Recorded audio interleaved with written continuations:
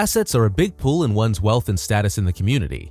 Surely, a thick portfolio can attract anyone's attention and interest regardless of other matters. But be cautious, for not every portfolio is the same. There are leveraged portfolios and unleveraged portfolios. They have different meanings and content, so you might want to keep watching to sort out which of these cases you have or which of them you would like to have.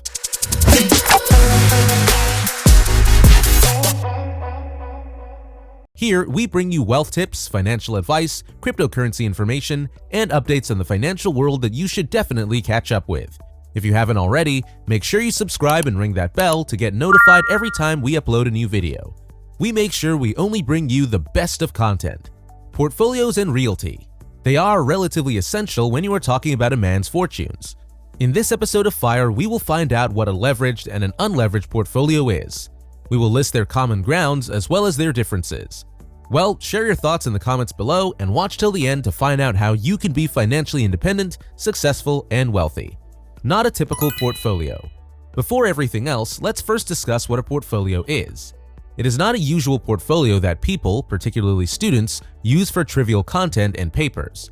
It may contain papers, but these are definitely confidential and authentic ones. A portfolio consists of financial investments, such as stocks, bonds, commodities, cash and cash equivalents, as well as closed-end funds and exchange-traded funds, FTS. People commonly assume that stocks, bonds, and cash form the foundation of a portfolio. While this is frequently the case, it does not have to be the norm. A portfolio may include a diverse variety of assets, such as real estate, art, and private investments. You can opt to maintain and administer your portfolio yourself, or you can have it managed by a money manager, financial advisor, or another finance expert. It is highly suggested that you keep track of your portfolio and investments so you have a record of your assets. Think of an investment portfolio as a pie that has been cut into wedge-shaped pieces, each reflecting a particular asset class and/or kind of investment. Although stocks, bonds, and cash are commonly regarded as the essential building blocks of a portfolio, you may create a portfolio with a variety of assets, including real estate, gold stocks, various types of bonds, paintings, and other art collectibles. At this point, you can invest in things and collectibles that you really aim for and are interested in. Leveraged portfolio. What is leverage and when does a portfolio become leveraged? Leverage arises when borrowed funds are utilized to invest and develop a company's asset base in order to create profits. Leverage is also used to define the debt load a company utilizes to fund assets. With this logic, when a property or investment is considered highly leveraged, it has more debt than equity. Therefore, assets are acquired by utilizing big loans.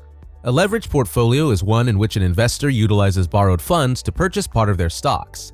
This has some clear risk because it might result in a loss and the investor would be responsible for repaying the borrowed funds.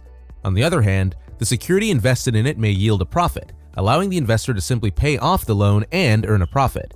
Not a lot of people are fond of having leverage, but there are businessmen who take these risks just to possess estates and materials. These entrepreneurs must have a great sense of wisdom in order to navigate whether the profit will be large enough to pay off the loan and have more resources. It could actually be nice to have a leveraged portfolio because you can then invest in more properties when you have greater capital left in your savings. Unleveraged portfolio. This other portfolio is pretty much the opposite of the first one. An unleveraged portfolio operates without the need for borrowed funds. It indicates that the firm is only employing cash contributed by investors during the company's inception or when investors pour further funds into the company or purchase the company's shares. These investors are the company's equity shareholders. Equity stockholders own a portion of the company and have a residual claim on it. This means that all the money spent on the assets are the company's principal funds. Consequently, the corporation is under no legal responsibility to pay the equity stockholders because they give the funds for the company's attainment. The head of the company will then decide where these funds shall go.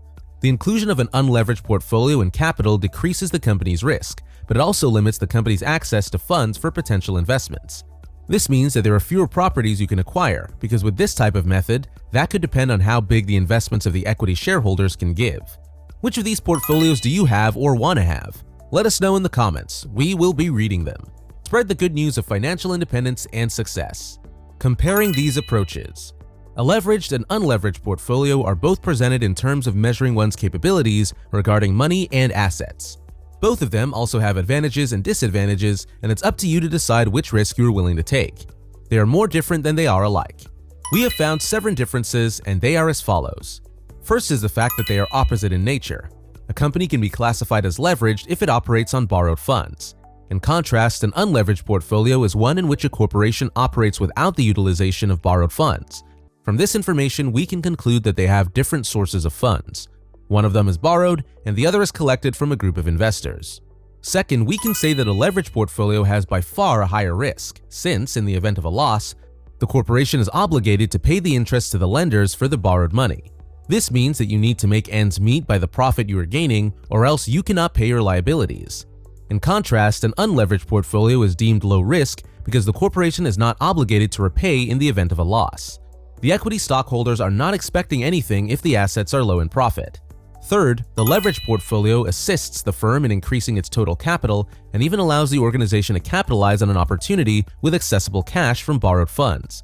An unleveraged portfolio, on the other hand, means that the company is only using capital invested by investors during the company's structure, or when investors infuse more funds into the company or purchase the company's stocks, limiting the capital and availability of money for any opportunity investment. Fourth, when it comes to the leveraged portfolios, the corporation is legally obligated to repay the lenders. Banks that have granted a term loan or debentures, as well as preferred shareholders, may be considered lenders. Even if the corporation suffers a loss, it is still obligated to compensate them. In the event of an unleveraged portfolio, the corporation is under no legal duty to repay the equity stockholders. It is entirely up to the corporation whether or not to pay out a dividend to equity owners.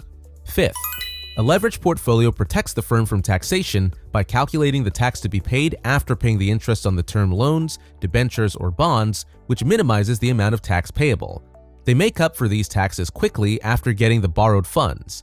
In contrast, there is no such incentive accessible to the corporation with an unleveraged portfolio. Sixth, the leveraged portfolio, in terms of bankruptcy, gives the lenders first claim on assets. If the firm declares bankruptcy, the lenders will receive the borrowed sum first. Even if the corporation has sold off its assets, it must repay the loaned sum.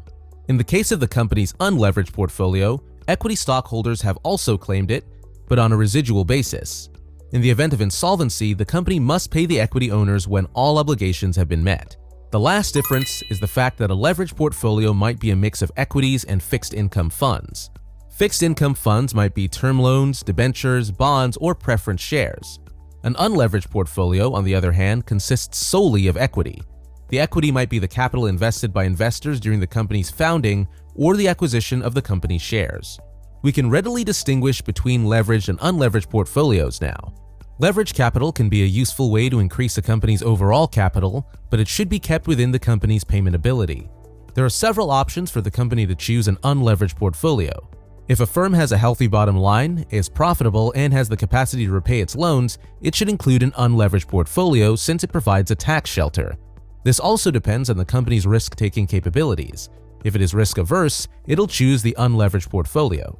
Both offer advantages and disadvantages. The organization must choose based on their needs after weighing all of the factors.